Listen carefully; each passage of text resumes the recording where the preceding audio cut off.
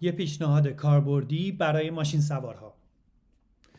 برید تو سایت rettungskarte.de و اینجا شما میتونید نقشه نجات یا نقشه قسمت‌های مهم ماشینتون رو دانلود کنید.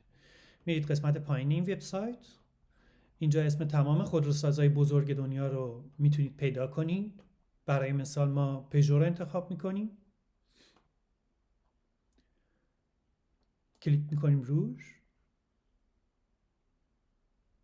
تو این قسمت تمام خودروهایی که پژو تولید میکنه رو میتونیم ببینیم. ما 206 رو انتخاب میکنیم و 206ی که از سال 1998 داره تولید میشه.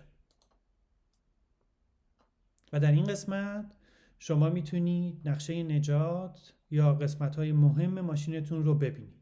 حالا هم خودتون بیشتر درباره ماشین خودتون میدونید، هم اگر تصادف شدید خدای نکرده اتفاق بیفته، تیم نجات یه نقشه دقیق از نقاط قوت و ضعف ماشین داره که بتونه شما رو زودتر و ایمن‌تر نجات بده. فقط یادتون نره که نقشه رو بچسبونید زیر سایبان سمت راننده تا دسترسی بهش راحت باشه. این پست مهم رو لایک کنید و برای دوستاتون بفرستید.